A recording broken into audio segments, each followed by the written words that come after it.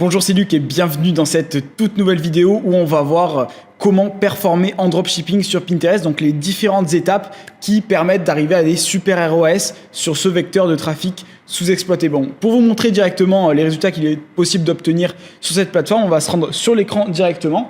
Donc là, je suis sur un compte qu'on gère depuis plusieurs mois et avec les effets cumulés, avec Pinterest qu'on maîtrise très bien, on arrive à avoir vraiment de superbes résultats. Donc là, sur ces derniers mois, du coup, on a investi un peu plus de 13 000 € pour générer plus de 147 000 €, un retour sur investissement à 10. Donc ça, c'est vraiment grâce à une plateforme qu'on maîtrise et où il y a très peu de concurrence comparé à Facebook Ads. Et à chaque fois, on arrive à faire des ROAS de 10 parce qu'on maîtrise la plateforme, on sait quel type de créa fonctionne, quel type de campagne fonctionne. On a un compte qui prend de plus en plus de data et on arrive à surpasser la concurrence. Et une fois qu'on a un produit qui fonctionne bien, on a une réelle stabilité. On a réellement du chiffre d'affaires stable qui rentre et c'est ça qu'on va chercher sur Pinterest. Pas faire des grosses dents de scie, mais vraiment justement avoir de la stabilité et avec un minimum de ROAS supérieur à 5, 6, 7, 8, 9, 10. Là, on est on est juste supérieur à 10 en termes de ROAS. On est l'un des seuls comptes en France justement à arriver à avoir ce type de résultats. Et justement, je vais vous partager les étapes, comment on fait pour avoir ce type de résultats. Et là, c'est des campagnes. Donc en réalité, c'est pas du tout le cas. Enfin, on a dépensé plus de 13 000 €, mais en réalité, on a dépensé plus et on a généré plus. Parce qu'on a archivé certaines de nos campagnes sur les mêmes dates. Donc là, on est sur un ROS à 9, donc il y a 5 000 € en plus 50 000 € générés.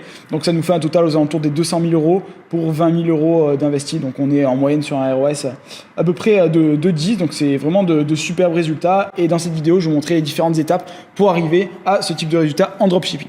Donc, quelle est la première étape? C'est vraiment de comprendre l'algorithme Pinterest. Qu'est-ce que j'entends par comprendre l'algorithme Pinterest? Comprendre pourquoi les gens sont sur Pinterest. Qu'est-ce que ces personnes font sur la plateforme? Pourquoi ces personnes sont là? Donc, majoritairement, on a des mères de famille sur la plateforme, plus de 70% de femmes et on arrive vers les 60% de femmes actuellement parce qu'il y a de plus en plus d'hommes qui arrivent sur la plateforme et ces personnes sont là justement pour s'inspirer, pour trouver de nouvelles idées, des idées d'inspiration. Donc, il y a des personnes qui sont là pour trouver donc des idées d'inspiration dans le domaine de la décoration, la mode, la beauté, pour améliorer leur quotidien, améliorer leur lifestyle. Donc c'est ça qui fonctionne bien sur Pinterest, c'est des créas lifestyle où on voit justement le produit en action. Il y a beaucoup de tutos do it yourself, etc. Et les personnes sont clairement là pour ça. Et il faut vraiment être dans cet état d'esprit pour arriver à créer des publicités qui performent, vraiment comprendre pourquoi les personnes sont là. Sur Facebook, on a plus des personnes qui sont là pour se distraire, trouver un moyen de passer le temps, de voir la vie de leurs amis, de voir les news, etc. Sur Pinterest, c'est pas du tout le cas. On est plus sur un moteur de recherche positif où les personnes sont en quête d'inspiration et tapent différents mots-clés pour justement améliorer leur quotidien. C'est vraiment ça l'objectif. Et donc en termes de créa, ça passe par montrer des créas où on voit le produit en action pour des vidéos et après rester sur des créas simples si on est sur des créas justement images afin que ça se marie bien avec le fil d'actualité Pinterest. Donc comparé à Facebook, il y a un peu plus de concurrence en termes d'images, c'est-à-dire que souvent quand on est sur ordinateur, donc il y a 6 colonnes au final qui présentent les épingles Pinterest, mais sur smartphone, il y en a 4. Du coup, il y a plus de concurrence comparé à Facebook en termes de scroll. C'est pour ça que les créas sont vraiment beaucoup plus importantes. Mais quand on a une créa gagnante, derrière, on peut faire tourner cette créa pendant 6, 8, 12 mois sans aucun souci et avec de la stabilité. C'est ça qu'on va chercher sur Pinterest. Donc, pour revenir sur l'écran, derrière, donc il y a les deux formats, vidéo, images, il y a même les carousels, mais en publicité, au final, ce qui fonctionne le mieux en dropshipping, c'est les images et les vidéos. Il faut toujours faire de l'A/B test pour voir ce qui fonctionne le mieux. Donc maintenant que je vous ai montré un aperçu de la plateforme et que vous avez compris les bases et pourquoi les personnes sont là et quel type d'audience est présente sur la plateforme, on va passer maintenant à la recherche de produits. Quel type de produit fonctionne bien sur Pinterest? En termes de produits qui fonctionnent bien sur Pinterest, on va se rendre sur Minea. C'est une sorte d'AdSpy qui permet de trouver, de répertorier toutes les annonces Pinterest qui fonctionnent le mieux. Donc là, je vais prendre par exemple le pays français sur la période des 7 derniers jours et je trier par les plus épinglés. Comme ça, on va voir les meilleurs créas qui fonctionnent le mieux. Donc là, on a des triages qui ne sont pas en publicité. Donc ça, typiquement, ça peut être une très bonne publicité Pinterest parce que on est sur vraiment on est sur un produit lifestyle. Les personnes recherchent beaucoup Donc tout ce qui est décoration maison, et s'il y a des possibilités justement d'améliorer leur quotidien et d'améliorer surtout leur intérieur, les personnes sont vraiment à même et sont là sur cette plateforme pour ça. Donc il y a tout ce qui est décoration d'intérieur qui fonctionne bien, il y a la mode également, donc là c'est des images statiques.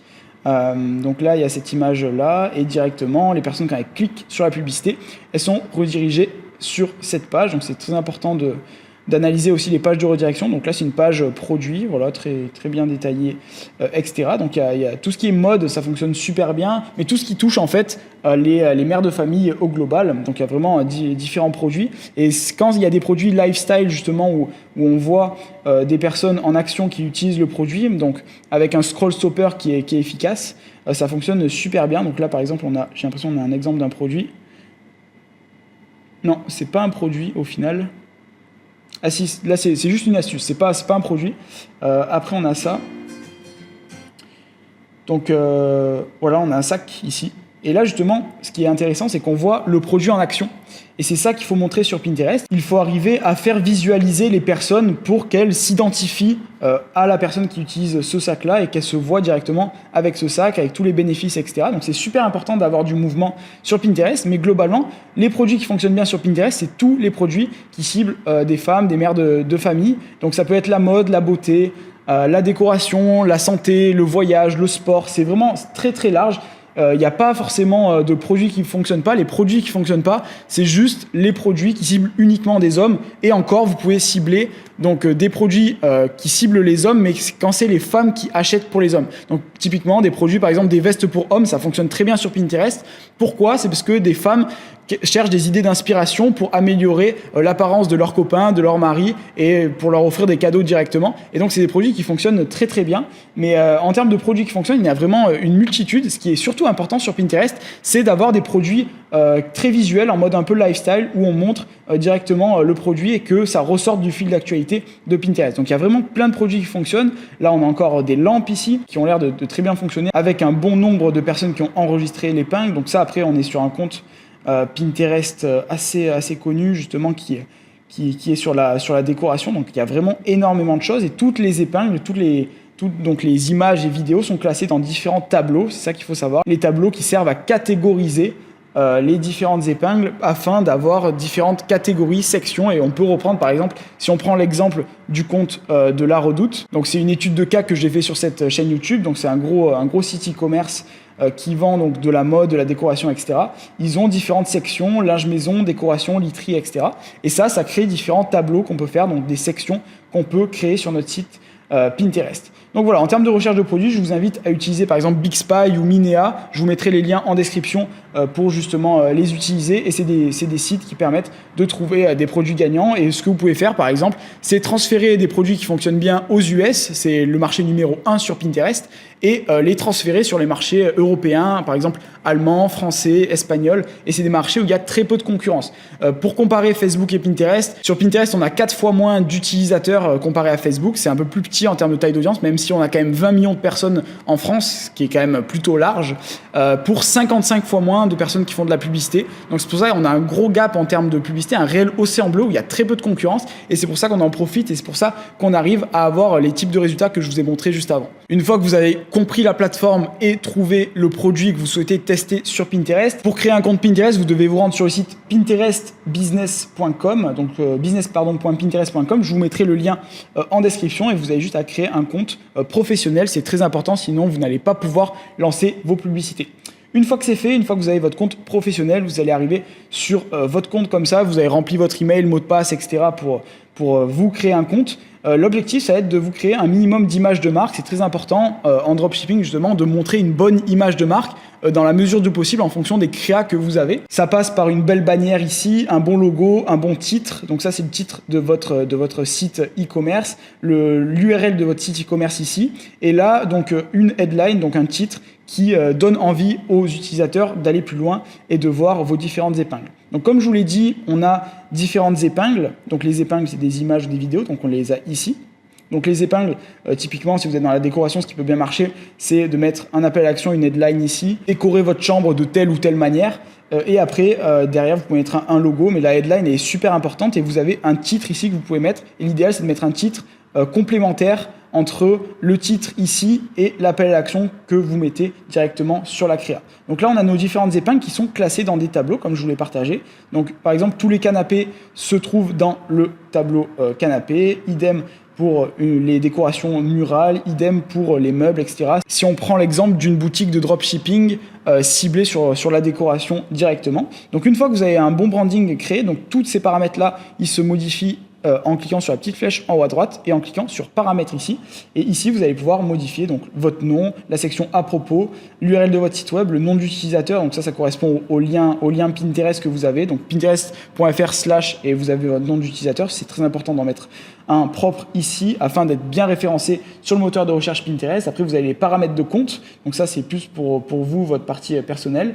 Revendiquer vos contenus. Donc ça, c'est pour faire le lien entre Pinterest et votre site web. Donc c'est très important de les revendiquer en installant ce petit bout de code dans le header sur votre site Shopify directement. N'hésitez pas également à profiter, vous avez 85 € offerts pour tester la plateforme Pinterest. Je vous mets le lien également juste en dessous de cette vidéo et comme ça vous allez pouvoir profiter d'un budget de testing offert pour tester la plateforme. Après, vous pouvez modifier vos notifications ici parce que Pinterest envoie beaucoup de notifications en termes de mails dès qu'il y a une personne qui s'abonne et dès que vous commencez à dépenser beaucoup de budget publicitaire, vous allez avoir beaucoup de notifications. Du coup, vous pouvez les enlever ici directement dans cette section notifications. Donc une fois que vous avez modifié tous ces éléments et que vous avez une bonne bannière, donc la bannière, vous avez juste à créer, donc soit ajouter une vidéo ou une image au format horizontal. Donc ça se passe juste ici. Derrière, ce que vous avez à faire, c'est donc installer le pixel Pinterest. Pour ce faire, vous cliquez ici sur Annonce, puis vous allez sur Conversion. Donc ça, c'est une partie très importante. Si vous êtes sur Shopify, vous pouvez utiliser l'intégration partenaire Shopify ici. Vous cliquez sur Shopify directement. Et sinon, vous pouvez l'installer en manuel, le pixel. Donc le pixel qui va permettre de faire le lien entre votre site e-commerce et Pinterest, afin que Pinterest comprenne quand il y a des achats, des ajouts au panier, afin que l'algorithme puisse optimiser les publicités. Donc ça se passe sur cette section-là, annonce puis conversion. Si vous voulez plus d'informations, j'ai réalisé plusieurs vidéos à ce sujet pour bien installer le pixel. Je vous les mets juste en dessous ou juste en dessus sur cette vidéo. Ou sinon, vous pouvez, si vous avez un développeur, les envoyer directement par email.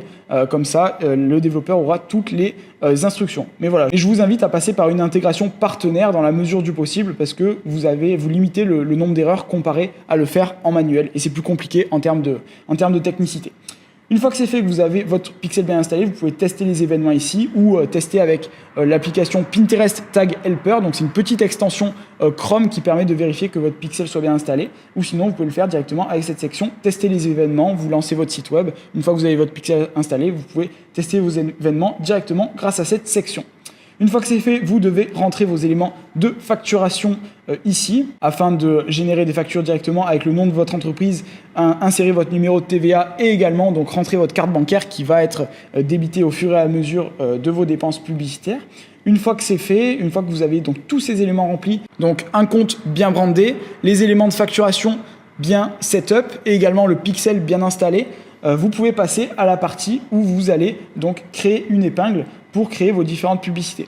Donc ici, tout simple, vous avez juste à glisser, déposer vos images. Donc là, je reprends un exemple que j'avais pris précédemment dans une autre vidéo. Je glisse une image et là, l'objectif, c'est d'ajouter un titre. Donc ça peut être des images toutes simples comme ça pour bien se marier avec le feed Pinterest ou bien des vidéos un peu plus agressives où justement, on a un scroll stopper qui est vraiment très présent pour la partie vidéo. Une fois que c'est fait et que vous avez votre image ou vidéo uploadée, je vous invite à insérer un titre. Donc là, je peux marquer un titre « Découvrez ce ». Et après, vous pouvez mettre le nom de votre produit directement. Et c'est très bien d'utiliser des verbalisations comme découvrez ou créer votre propre espace, par exemple, pour vraiment inspirer les personnes. Et c'est vraiment pour ça que j'ai accentué la chose en début de vidéo. Il faut vraiment comprendre la plateforme et vraiment, n'hésitez pas à scroller Pinterest pendant plusieurs heures juste pour comprendre la plateforme. Et nous, de notre côté, ce qu'on fait, c'est qu'on scrolle Pinterest, on se fixe 1 heure par semaine où on scrolle Pinterest juste pour découvrir et se mettre vraiment dans l'état d'esprit de la plateforme et également découvrir ce qui fonctionne le mieux en termes de créa publicitaire parce que c'est amené à bouger très rapidement. Donc une fois que vous avez cet élément, ce titre, vous pouvez ajouter une description ici. Donc idem, l'objectif là ici c'est de faire découvrir votre produit et vous pouvez glisser des mots-clés afin que si un jour vous stoppez votre publicité, la publicité aura une portée organique, donc pourra fonctionner encore même si vous ne dépensez plus de budget. Vu que c'est un moteur de recherche visuel, Pinterest, un peu comme Google Images, vous avez la possibilité de vous ranker en première position sur le moteur de recherche. et ce qui donne justement une réelle possibilité d'avoir des clics et des visiteurs et des achats tous les jours de manière gratuitement. Donc il y a ces deux parties sur Pinterest, la partie publicité et la partie organique qui sont très puissantes. Et après le lien de destination, donc ça c'est l'URL de votre site web sur lequel vous souhaitez rediriger les personnes. Donc là je vais mettre le lien parce que c'est obligatoire pour créer une épingle Pinterest. J'ai bien coché sur publier maintenant et là je vais choisir le tableau. Donc là c'est une décoration murale, donc je vais cliquer sur décoration murale et cliquer sur publier ensuite. Une fois qu'elle est publiée, donc je vais retourner sur mon compte ici et je vais la voir apparaître sur mon compte dans le tableau décoration murale et elle est ici directement. Et justement une fois que c'est fait, on va passer à la partie où on va créer notre première publicité Pinterest. Donc on va cliquer ici sur annonce puis sur créer une annonce. Donc là, on va avoir plusieurs choses qui vont nous être proposées. Donc je vais fermer cet onglet. On doit sélectionner un objectif de campagne. Donc vous en avez plusieurs.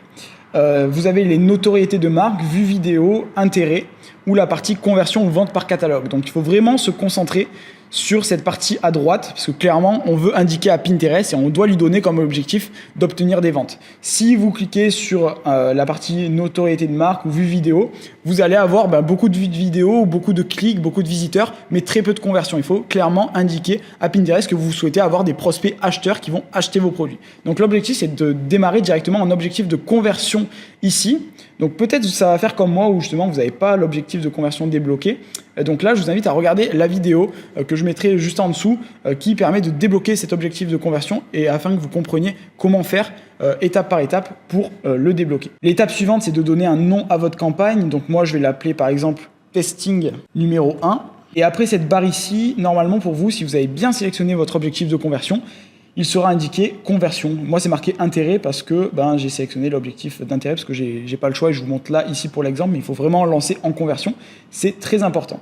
Là, vous laissez le statut actif ici, un budget quotidien à mettre. Donc là, l'objectif sur Pinterest, il n'y a pas de budget minimum par produit. Ce qu'il faut avoir en tête, c'est qu'il faut penser à étaler son budget publicitaire sur 10 jours.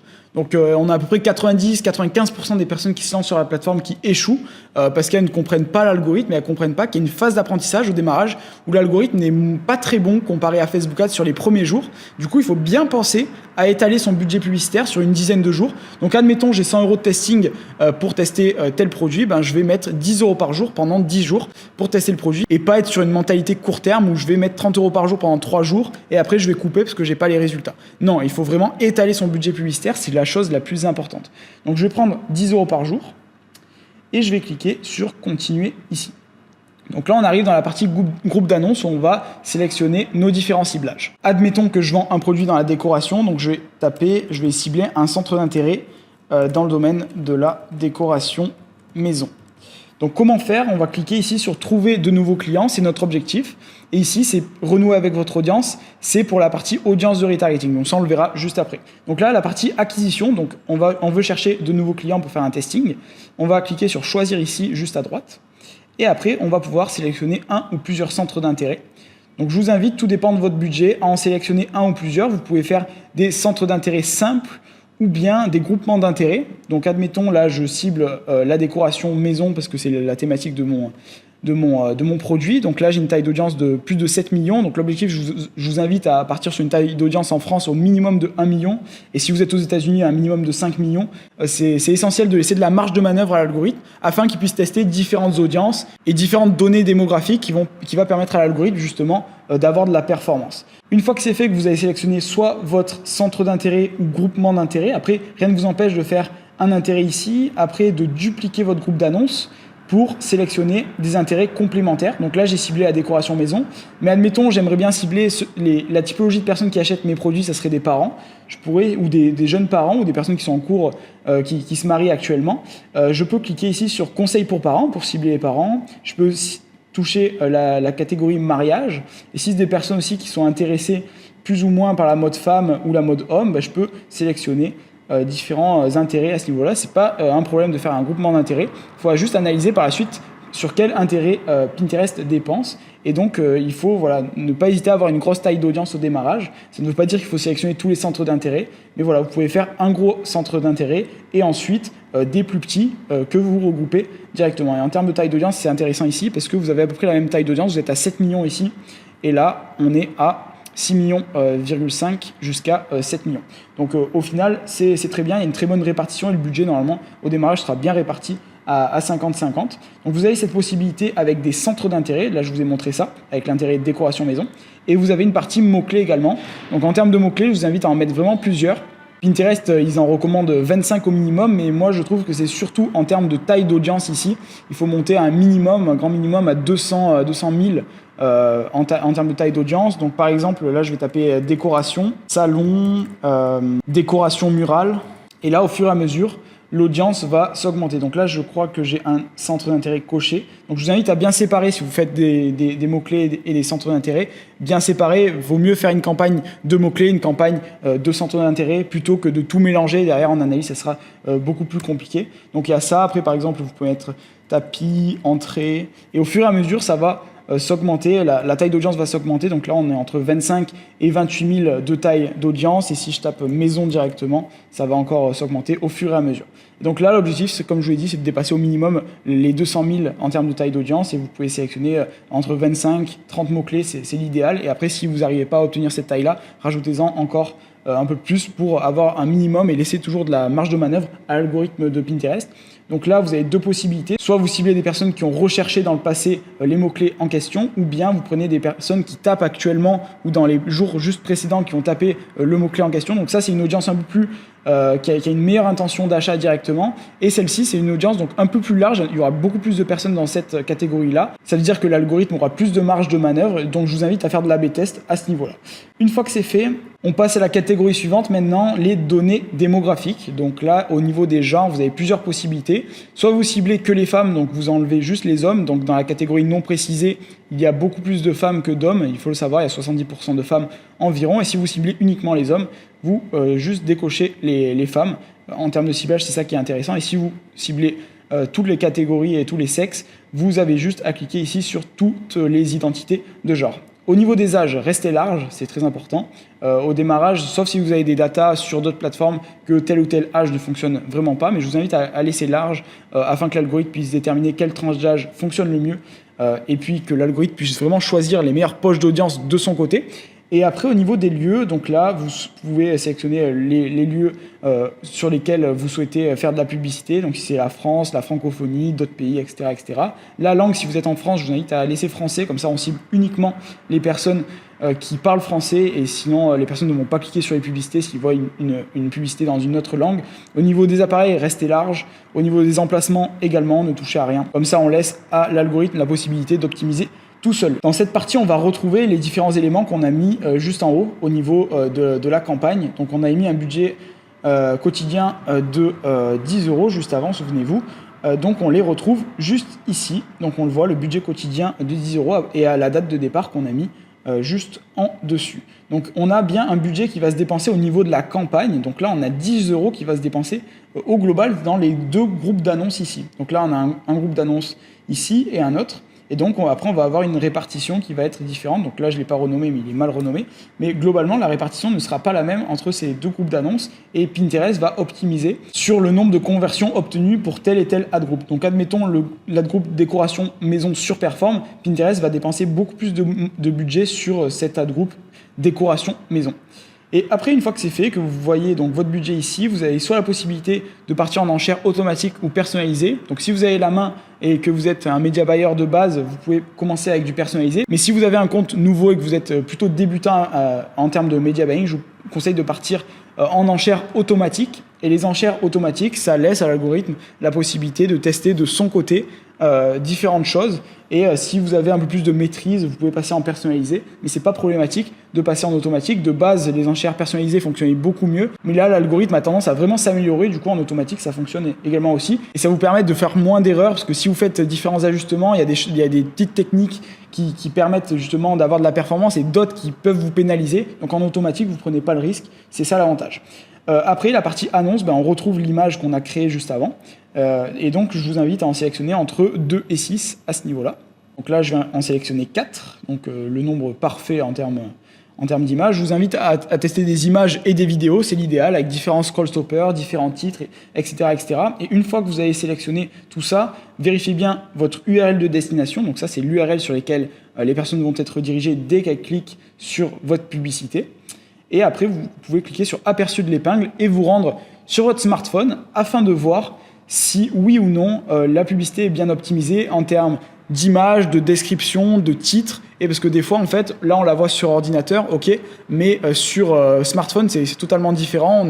On est confronté à différentes épingles. Il faut vraiment qu'elles ressortent du lot. Et c'est comme ça, en voyant l'aperçu d'épingle, qu'on voit si on n'a pas fait d'erreur. Et une fois que c'est fait, qu'on a rempli tous ces éléments, vous pouvez remonter et revérifier tout votre ciblage, que tout soit ok au niveau de la campagne, des ad groups et des annonces, que votre audience soit assez large ici. Et une fois que c'est fait, vous pouvez cliquer sur publier pour créer votre première publicité de testing en acquisition. Ce qui est important de faire une fois que vous avez créé votre première campagne d'acquisition, c'est de lancer également des campagnes de retargeting. Donc ici, vous avez la possibilité de créer des audiences, donc d'ajouter vos visiteurs qui ont visité votre site web dans les 30 derniers jours, les visiteurs qui sont passés au global sur votre site web, et comme ça vous pouvez les recibler au fur et à mesure. Et vu que sur Pinterest on est dans une phase d'inspiration, les personnes sont là pour s'inspirer, il ne faut vraiment pas hésiter à les recibler pour les faire passer à l'action. Vous avez plusieurs types d'audiences que vous pouvez créer, donc des audiences d'engagement ici, où vous reciblez les personnes qui ont engagé avec votre contenu de Pinterest ou votre compte Pinterest directement.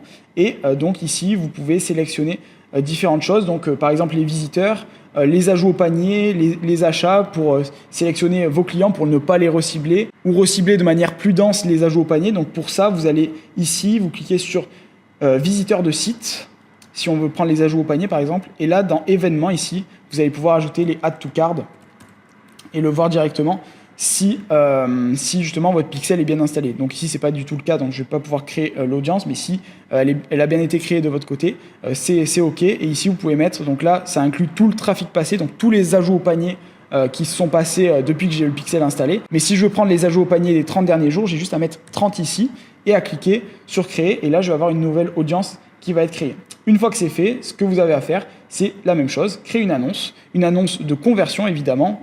On donne toujours l'objectif à Pinterest qu'on veut obtenir des conversions. Et si vous demandez à notre objectif, il va vous amener du trafic, mais du trafic pas qualifié. Une fois que c'est fait, donc là, vous renommez toujours la campagne. Donc là, je peux l'appeler par exemple retargeting. Je descends, je laisse la campagne active, un budget quotidien, je vais repartir sur le même exemple, un budget quotidien de 10 € par jour. Et là, la petite subtilité, c'est qu'il ne faut pas cliquer sur trouver de nouveaux clients, mais bien sur renouer avec votre audience.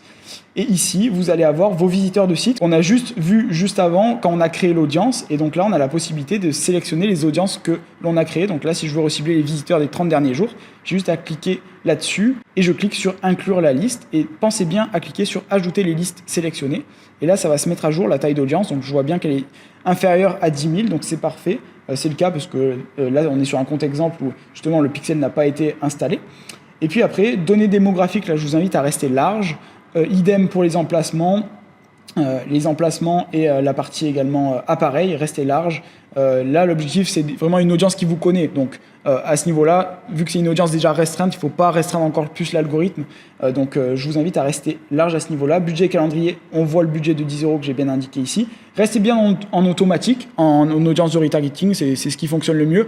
Comme ça, l'algorithme, il ne va pas être bloqué, il va dépenser le budget dans tous les cas, et c'est ce qu'on veut, parce que c'est une audience qui nous connaît, donc on peut se permettre de dépenser le budget à chaque fois, et ça va vraiment augmenter votre ROS au global. C'est super important, les audiences de retargeting sur Pinterest. Et là, je vous invite, pour les audiences de retargeting, à sélectionner entre 4 et 6 épingles, parce que vous avez une audience plus petite, donc une fréquence de répétition de vos publicités plus importante. Donc vous, pareil, vous les sélectionnez, vous cliquez là-dessus, et là, vous avez juste à mettre le bon lien et à cliquer sur publier. Et donc là, vous allez avoir donc vos campagnes d'acquisition, de testing et vos campagnes de retargeting créées. Donc là, vous avez déjà une bonne structure pour vous lancer et tester vos produits en dropshipping sur Pinterest. Et maintenant, si vous souhaitez retrouver les publicités que vous avez lancées, vous avez juste à cliquer sur annonce ici et aller sur information. Donc ça, c'est le dashboard Pinterest où vous pouvez retrouver toutes vos statistiques.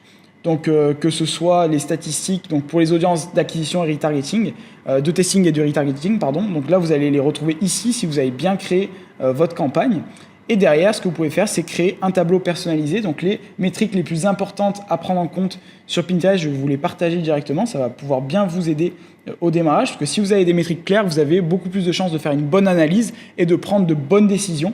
Donc en termes de métriques importantes, on a les dépenses, le CTR. Donc le CTR, c'est très important pour voir si votre créa fonctionne ou pas. Donc je vous invite à viser un CTR de 1% au démarrage au minimum pour valider vos créas. Après, le retour sur investissement au global.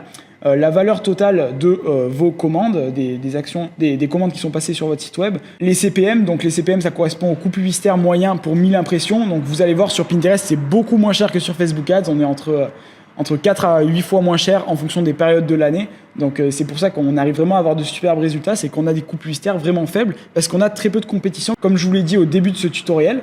Après, on a le nombre de conversions paiement final, donc le nombre d'achats directement, le coût par achat et après le coût par ajout au panier. Et ici, on a la fréquence. Donc comme je vous l'ai dit juste avant, la fréquence, ce qui est important, c'est que vous allez voir en retargeting, vous allez avoir une fréquence qui est plus importante et ici, on peut la contrôler et voir justement si une publicité est trop diffusée, baisser un peu plus le budget et les ajuster en fonction. Donc déjà, avec toutes ces métriques, c'est les métriques les plus importantes pour avoir et prendre de bonnes décisions, et sachant que le CPM et le CPC, c'est les métriques les moins importantes, mais tout ce qui est retour sur investissement et les CPA, c'est les métriques vraiment les plus importantes. Et après, regardez bien vos dépenses et faites un check vraiment de manière régulière, mais pas de la même manière que sur Facebook, parce que sur Pinterest, on est plus sur une approche à la semaine. On va chercher justement à stabiliser nos produits, à avoir une réelle pérennité. Donc, je vous invite à être sur des fenêtres de temps de 7 jours ou 14 jours pour analyser vos résultats afin de prendre les bonnes décisions. C'est vraiment ça la différence. Il y a beaucoup de personnes qui viennent de Facebook Ads qui performent pas sur Pinterest parce qu'ils essaient d'appliquer ce qui fonctionne sur Facebook sur Pinterest, et c'est vraiment la pire manière vraiment de vous lancer sur cette plateforme, parce que toutes les personnes qui essaient d'appliquer les méthodes de Facebook Ads sur Pinterest, ça ne fonctionne absolument pas, donc faites bien attention à ça. Donc après, ici, vous avez la possibilité de regarder vos dépenses et les résultats générés, et ça va vous faire un graphique comme je vous l'ai montré en ce tout début de vidéo où je vous partageais les résultats qu'on arrive à obtenir sur cette plateforme. Donc c'est tout pour cette vidéo, j'espère qu'elle vous aura plu, qu'elle vous aura aidé. Si vous voulez avoir une compréhension un peu plus poussée de l'algorithme, savoir comment on fait étape par étape en termes de ciblage, de produits, qu'est-ce qu'on teste en termes de créa, etc. Je vous laisse le lien en dessous où je vous détaille comment on fait pour générer plus de 3000 € par jour sur Pinterest Ads. Donc là, c'était un aperçu, je vous ai présenté comment vous lancer, mais dès que vous souhaitez en savoir plus et aller plus loin, je vous mets le lien juste en dessous pour avoir plus de détails et découvrir nos stratégies et nos méthodes. Également, si cette vidéo vous a plu, je vous invite à la liker et à vous abonner si ce n'est pas déjà fait sur cette chaîne. Vous allez retrouver donc différentes vidéos au sujet de Pinterest, des longs tutos et des petits tutos spécifiques en fonction de vos problématiques. C'était Luc, on se dit à la prochaine dans une prochaine vidéo. Ciao, ciao.